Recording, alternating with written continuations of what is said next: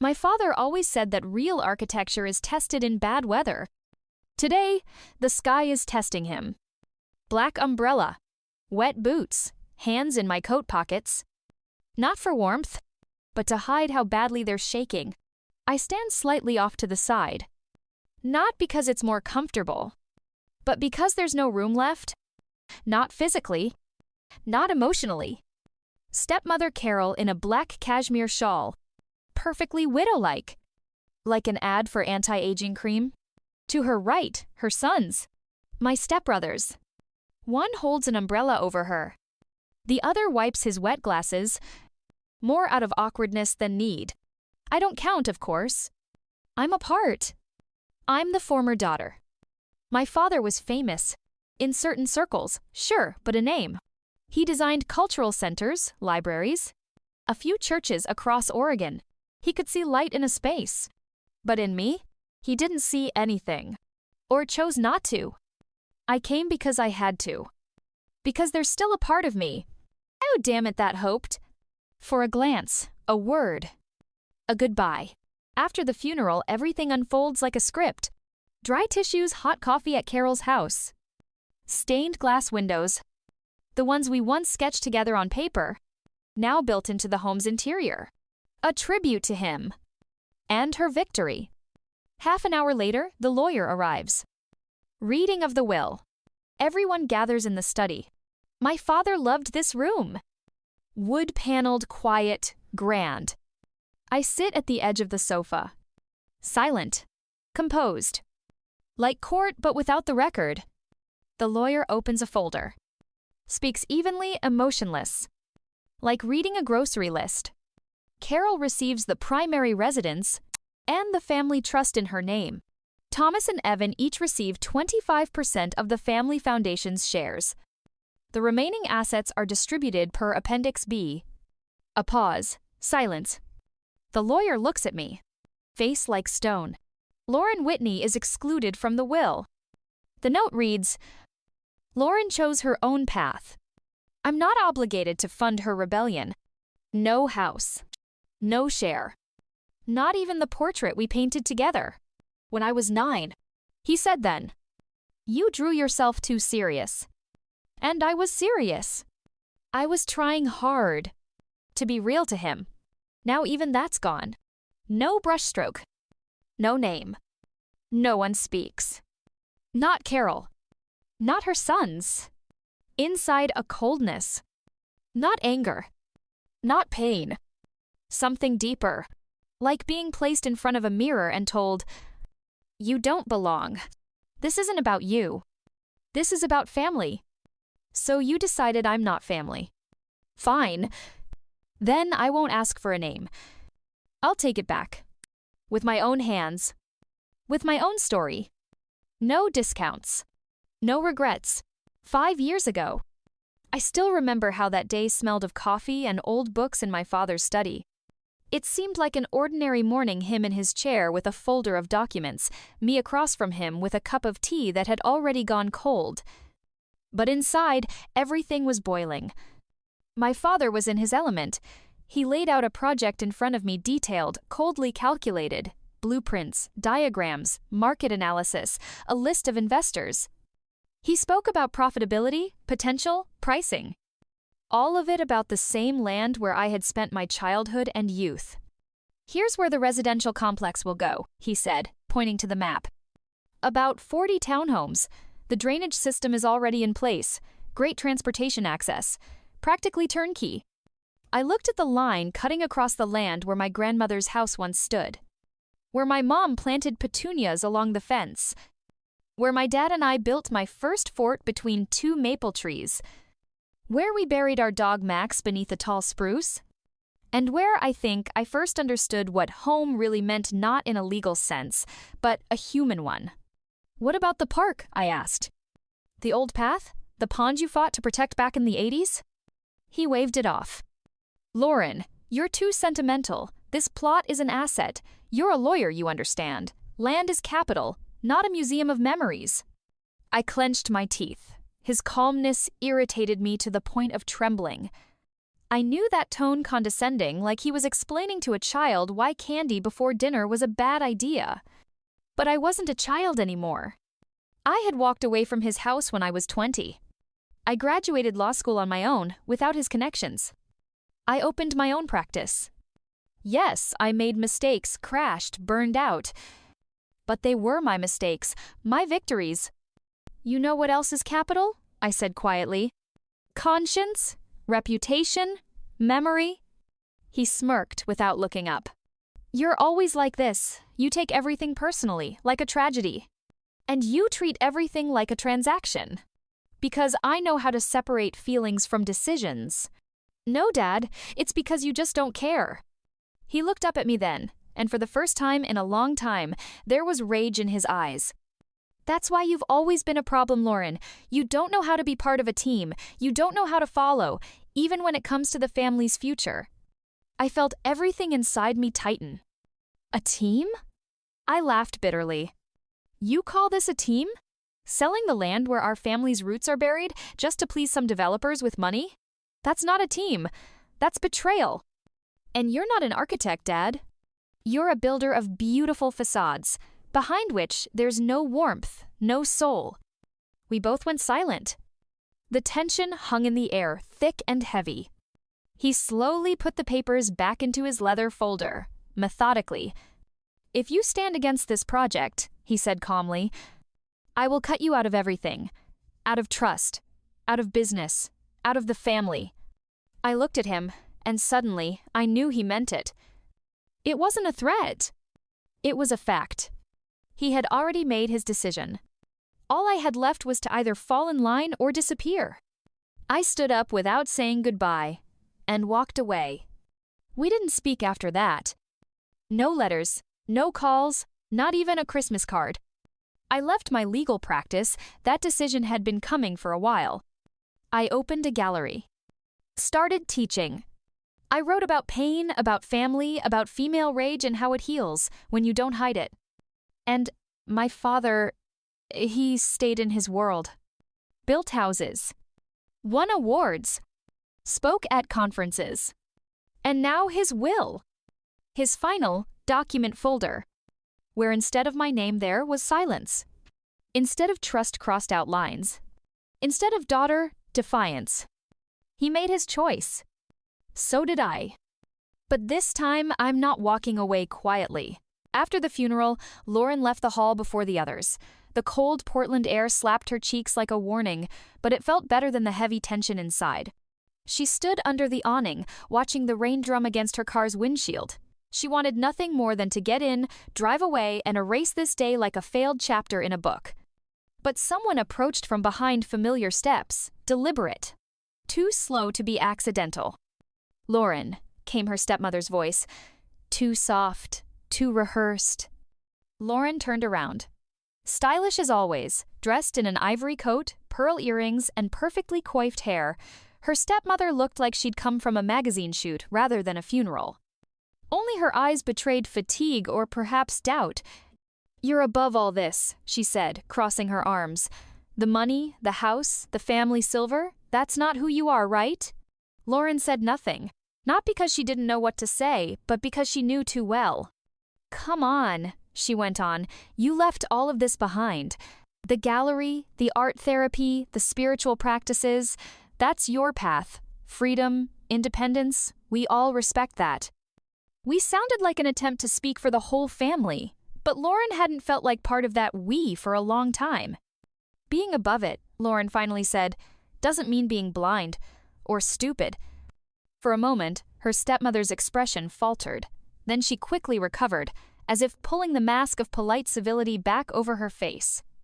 I just wanted to make sure you're not planning to complicate things. Lauren didn't answer, because in moments like these, she knew words weren't currency. Power lay in silence, in refusing to explain yourself. Her stepbrothers kept their distance. One of them, Jason, approached a little later as people began to disperse. You okay? He asked, giving her an awkward hug. I'm fine, Lauren replied curtly. He nodded, stayed quiet for a moment, then added, Look, I know it's not my place, but Are you really going to just let it go? Just like that? Lauren met his eyes. There was no mockery there, no hostility, just confusion, or maybe hope. We'll see, she said. Right, Jason nodded, embarrassed. It's just, Dad wasn't perfect, and I don't know what really happened, but you have a right to your piece of it. Later that evening, he sent her a voice message. Seriously, Lauren, if you decide to do something, don't think we're all against you. I mean, I'm not, at least. She listened to the message in her gallery, the doors already locked. The light from the lamps reflected in the glass window, rain tapping steadily on the roof. Lauren turned on the kettle, picked up a notebook, stared at the blank page for a long time. She had been taught to let go, to stay silent when hurt, to be above it when in pain, to step back for family peace. But since when does surrender count as nobility if it's forced? Since when is silence a sign of strength and not of being crushed? She remembered her father's words. You chose your path. I don't have to fund your rebellion. But what if that rebellion wasn't rage but truth? Lauren looked out at the rain-slicked city streets. And what if I don't let it go? The thought had the taste of iron. Not of revenge, not of greed, but of justice. Lauren sat at the large wooden table in her gallery, but today it wasn't covered in paintings. It was buried under folders, documents, and printouts. The desk lamp cast a warm light over lines of legal text, but there was no warmth in her eyes, no doubt only cold, focused determination. 3 days had passed since the funeral, 3 days since the final humiliation. 3 days and silence. No calls, no explanations, just one apologetic, uncertain message from Jason. The rest a vacuum. But Lauren had no intention of disappearing. She was a lawyer again. Even if she'd left practice, she still remembered how to spot inconsistencies, how to dig deeper than the surface, how to listen not only to what's said, but to what's left unsaid. She had written to Tom Weston, a former colleague from her old law firm, with whom she once handled complex inheritance and corporate disputes. He didn't ask unnecessary questions. He simply replied, Of course, Lauren, I've requested an official copy of the will from the notary. I'll forward it to you as soon as it comes in. Less than a day later, the file arrived. She opened the PDF on her laptop. The will had been originally drawn up 2 years ago, but at the bottom was the date of the last amendment just 6 months before her father's death. And that was the first red flag. 6 months ago, her father had already been undergoing aggressive chemotherapy, the diagnosis pancreatic cancer. Lauren didn't know all the details. She'd been cut off from that part of his life. But Jason had once mentioned, in one of their rare conversations, that month, Dad hardly spoke. He was on morphine almost constantly. So, just weeks before his death in an altered state, under heavy medication, he'd made key amendments to the document, removing her entirely, and signed it with the statement, "Being of sound mind and of my own free will." Lauren pursed her lips. Seriously? She whispered at the screen. Sound mind? She printed the document, circled the amendment date in red pen, then called Tom. Can you check who notarized the signature? Whether there was a competency certificate? Who the witnesses were? Tom hesitated. This sounds like you're planning to challenge the will. I'm not planning anything yet. I'm just checking. Lauren, he sighed, are you sure you want to go down this road? It could get long, ugly. This isn't just law. This is family. I don't have a family anymore, Tom. I have the truth.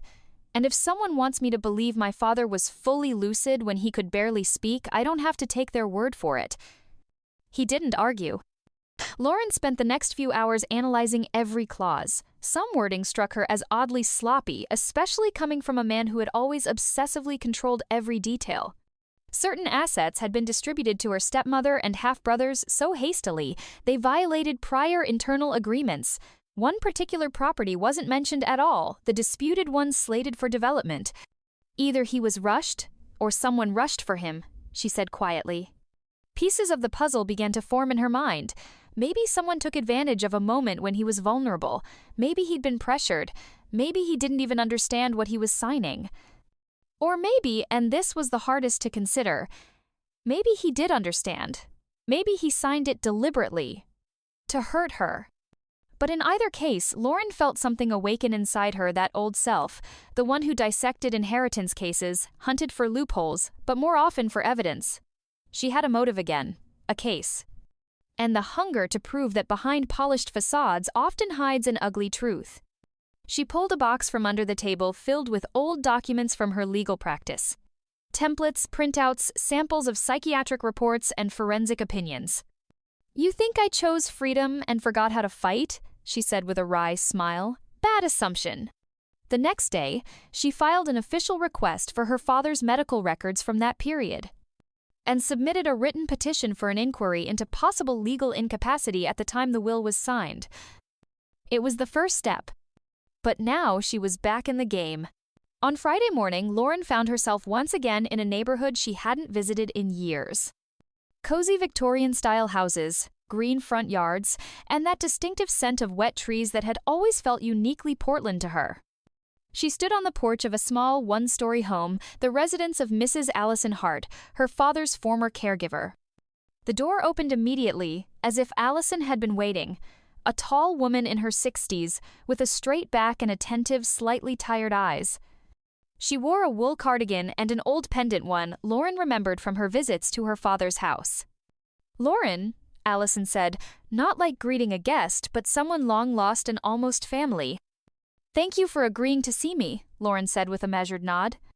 They walked into the kitchen, which smelled of cinnamon and fresh coffee. Allison placed a cup in front of her, and only then sat across the table, resting her hands on the surface. For a few seconds, silence. "I knew you'd come," she said finally, "just didn't know when. I have a request. I know you're not obligated to speak. But if you saw what was happening in the last weeks of his life, especially around the time the will was signed..." Allison silently left the room. She returned with a small box and set it on the table in front of Lauren. She opened it. Inside was an old, scratched iPad wrapped in a fabric case. It was his. Still works. "I thought your stepmother would take it, but she didn't bother. I kept it, just in case." Lauren powered on the tablet. The loading screen appeared slowly. A photo from a vacation, her father on a yacht, grinning, deep smile lines at the corners of his eyes. "Password." Allison gave her a hint it was Lauren's birthday. Her fingers trembled slightly. They opened the notes folder. Around 40 files, all dated. Most were disjointed phrases, medication lists, memories. One file was titled, "Will, Draft." Lauren opened it. "My will honest, not appeasing. Lauren, despite our differences, remains my daughter. Her choices are not betrayal, but strength. The gallery is the result of her work. I leave her." Then came details. A small property in Seattle, a bank account, several paintings from his personal collection. Lauren couldn't breathe. The draft was dated 2 days before the final version of the will, the one in which her name had disappeared. "He wrote this himself?" she asked, looking at Allison. Allison nodded. "I helped him dictate. Sometimes he typed, sometimes he asked me to write. That day he was unusually clear. He asked me to read it aloud. He was serious, thoughtful. And then? Then she came.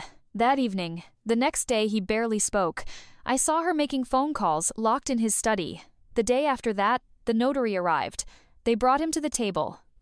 I don't know exactly what they told him." Lauren gripped the tablet. Inside her a pulse. Anger, pain, but not helplessness. A strength forming, solidifying. She knew. This draft, this document wasn't in the official case file. It had been hidden, deleted, or simply ignored. But it existed. And in it, she existed. "Will you give me a copy?" Lauren asked. Allison nodded again. "I'll give you everything you need. He didn't deserve to have his voice silenced." Later, back in the gallery, Lauren sat in silence, looking at the tablet in front of her. On the screen, a single line from the draft. "Lauren, despite our differences, remains my daughter." She whispered, "You did know who I was, and who I still am." Now, she not only had a reason, she had proof. A documented alternate version of her father's intent, written before others intervened. Which meant the fight was only beginning. The warm light of the chandelier, wine in the glasses, fine china with golden trim. Everything looked elegant, almost cozy if not for the chill in their voices. Lauren's stepmother Camilla poured a second round of Pinot Noir with the air of a hostess welcoming an old friend, not the woman who had been accused of forging a will. "It's nice that you came after all," she said, smiling faintly. "I had questions," Lauren replied, "and you're the only one who can answer them honestly." "Lauren," Camilla set the bottle back on the table. "We're both adults. Let's skip the theater. What happened, happened. That's life. He made his choice." "Yes, he made a choice, just not the one you registered." Camilla tensed slightly, but her face remained composed. Only her fingers reached for the chain around her neck, a gesture she always made when she was nervous. Lauren remembered it from childhood. "Straight to business, huh?" Camilla gave a small, tight smile. "You haven't changed." "And you've changed too much," Lauren said calmly. She took out the iPad and placed it between the wine glasses. "Here's his draft. 2 days before your final version." He clearly wrote, "Lauren remains my daughter. I leave her." She tapped the screen. "You knew about this. You just didn't let him finish it." Camilla leaned in slowly. Her gaze turned predatory, though her voice retained its sugary tone. "He didn't sign that draft. It means nothing. We both know courts care about signatures, notaries, witnesses, not heartfelt notes scribbled on a tablet. You just didn't give him the chance. You knew time was running out. And you came when he was already on the edge, doped on morphine, exhausted. That's when you shoved a new version in front of him." Camilla stared at her. Her eyes turned icy. "He was still legally competent. You have no proof otherwise. And if you think the court will accept your fragments..." She gave a short laugh. "You're playing tragedy again." "No, Camilla." Lauren lifted her head. "This time I'm building a case. Legally. Logically. Step by step. I'll have a medical opinion. I'll have Allison's testimony. I have the tablet with his draft. I'll even find the notary who came in those final days. You think he'll lie under oath that everything was by the book?" For a moment, Camilla faltered. Then she leaned in slightly, her voice lowering to a near whisper. "Why do you want this, Lauren? The money, the house, an old painting? Why fight for what you walked away from? Your father, he wasn't sure. He didn't know what to do with you. You burned every bridge. He didn't know what to do with you," he doubted himself. "Not me. He left a trace even in that unsent draft. He knew he'd been wrong, and you were afraid he'd change his mind. That's why you rushed it." "You won't win," Camilla said, her voice trembling slightly. "This house, these papers, everything, it's mine now. The law is on my side." Lauren finished her wine, set the glass gently on the table. "The law is what I've practiced for half my life, and the truth is something I'm no longer afraid to believe in." She stood, took the iPad. "Thanks for dinner, Camilla. We're no longer family. Next time I'll see you in court." Camilla remained seated in silence. The chandelier's light suddenly seemed too bright. And the wine bitter. The local newspaper was the first to publish the piece, a modest column in the Sunday edition, tucked between news about a new parking lot and the opening of a coffee shop. Architect Whitney's daughter challenges will. Possible forgery? The next day, the story spread faster than Lauren had expected. A YouTube blogger with 1.5 million subscribers posted a 12-minute video titled, "They Left Her With Nothing. Then She Found a Draft of the Will." In 24 hours, 800,000 views. By day 2, twice that. TikTok caught fire. A girl in a t-shirt that read, "Art is Resistance," posted a dramatic clip narrating Lauren's story, her father, the mysterious tablet, and the new wife who suddenly got everything. The video ended with, "They cast out the daughter because she chose her own path, but now she's back to set things right." A hashtag appeared on screen, #WhitneyWillWar. Young people treated it like a new drama, practically a television series. Memes exploded. Camilla was cast as the evil stepmother from Cinderella, Lauren as a truth seeker out of Succession. Someone even started making fan art. One drawing, where Lauren held the iPad like a sword, was hung near the gallery entrance by one of the assistants. Lawyers took notice too. A popular legal podcast dedicated an episode to the case. A will drafted on an iPad, does it hold up? Tens of thousands of downloads. One attorney offered Lauren a free forensic analysis of the tablet. His firm specialized in inheritance disputes. And in the middle of it all, the noise, the attention stood Lauren. The gallery gained a wave of new followers. Artists started writing in, asking to be featured. Her name popped up in Google Alerts daily. Even an old friend from New York messaged her. "You're trending. Just don't forget why you started this." But there was no joy. She watched the gallery fill up with likes, mentions, and people more interested in gossip than in art. With each passing day, the feeling inside her grew clearer. Noise isn't closure. Popularity isn't victory. And even truth doesn't always mean justice. One night, when the gallery's TikTok account crossed 100,000 followers, Lauren closed the app and set her phone on a shelf. She opened her laptop. On the screen, an email from her lawyer. Subject: Preliminary hearing will dispute. Scheduled, the 18th of July. She reread it twice. Silence all around, just the dim glow of her desk lamp and the quiet creak of her chair. Court that was the real moment of truth. There would be no likes there, no memes. Just her, the facts, and a voice, hers, finally saying out loud everything that had been kept silent for too long. And if she won, it wouldn't be a story for the internet. It would be her story. The real one. The trial wasn't anything like in the movies. There were no angry monologues, no fists pounding on the table. It all took place in a small district courtroom, gray walls, creaky benches, fluorescent lights that made Lauren's head ache a little. She sat beside her attorney. In front of her, a long table where the other party sat. Her stepmother, her lawyer, and the two younger brothers. None of them looked her in the eye. She didn't expect them to. She didn't want them to. The proceedings began with the filing of Lauren's claim she was contesting the most recent version of the will. Basis: doubts about her father's mental capacity at the time of signing. The first witness was a handwriting expert. A gray-haired man in glasses, calm and methodical. He explained how the signatures in the official will showed abnormal fluctuations, signs of physical instability, and weakened motor control. These deviations are uncharacteristic of Mr. Whitney's handwriting in earlier documents, he noted. The likelihood that the signature was made without external pressure is extremely low. Next came the medical records.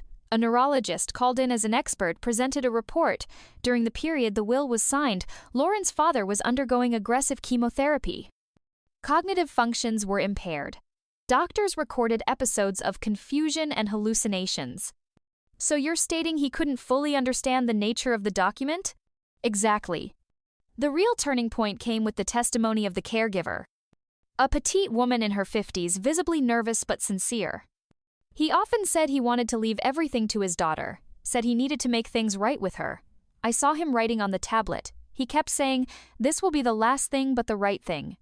Were you with him the day the final will was signed? Yes, but that day he barely knew where he was. He was rambling. And then suddenly, she came. She paused. His wife. A couple of hours later, they asked me to leave the room. The courtroom fell silent. Camilla's lawyer tried to object, arguing that there was no direct evidence of coercion, that Lauren's hopes weren't a legal argument. But the judge wasn't interested in emotions, only the facts. And the facts were on Lauren's side. On the fourth day of the hearing, the judge delivered the ruling.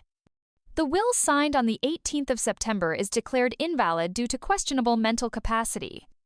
The prior version dated the 12th of September is reinstated, in which Miss Lauren Whitney is named the primary beneficiary. She didn't cry out. She didn't weep. She just exhaled. Under the reinstated version, she received everything except 25%, which her father had still left to his wife and two sons. It was a compromise. And Lauren accepted it. Not for justice. Not for revenge. But for herself. When the judge finished reading, Camilla stood abruptly, grabbed her bag, and walked out. One of the brothers gave Lauren a slow nod, almost respectful. "Congratulations," he said quietly. "You did the right thing." But even then, Lauren didn't feel victory. What she felt was a strange quiet inside. As if a door had finally closed a door no one had dared shut for years. And now, only she could decide what lay behind it. The house greeted Lauren with a cool stillness, as if it had waited for her return but wasn't quite ready to reveal its secrets just yet. In her hand, she held the keys, small pieces of metal, symbolic of an entire life, an entire story that she could now call her own. The garage was filled with dust and forgotten things. She wandered through its dim corners until she stumbled upon an old wooden chest. It was covered in a fine web, but inside, she found a treasure, a stack of her childhood drawings. Uneven lines, bright colors, memories of days when the world was simpler and hope felt eternal. Beneath the drawings lay a folded letter. Lauren opened it with trembling hands. The handwriting was her father's firm yet tender. "I was wrong," he had written, "but too proud to admit it while I was alive. Forgive me, my daughter." Tears streamed down Lauren's cheeks, not of triumph, not of joy. They were tears of memory, of regret, and perhaps of forgiveness. In that moment, she felt the weight of her pain begin to lift, just a little. She pressed the letter to her heart and looked around. The house no longer felt cold or unfamiliar. It was a home filled with life, with stories, and with a love that time and mistakes could not erase. And even though no one said congratulations, Lauren knew she had won not just in court, but within herself. 6 months had passed. The house that had once symbolized pain and betrayal had become something entirely different. It was now an artist residency, a sanctuary for women who had faced their own crises, losses, and betrayals. A place to heal through creativity, through color and words. In the spacious living room, bathed in soft daylight, women gathered for art therapy workshops. Laughter, quiet conversations, sighs of relief, the house was now filled with life and hope. By the entrance hung a small plaque with a simple but powerful inscription. "Willpower matters more than a will. Live your own." Lauren stood nearby, watching her dream take form. Not just to reclaim an inheritance, but to create a space that would empower others. She took a deep breath and spoke softly, to herself and to everyone who had ever stood where she once did. "They tried to erase me, so I just rewrote the story. In first person. This wasn't just a story about inheritance. It was a story about finding your voice and your will, even when the world tells you to stay silent."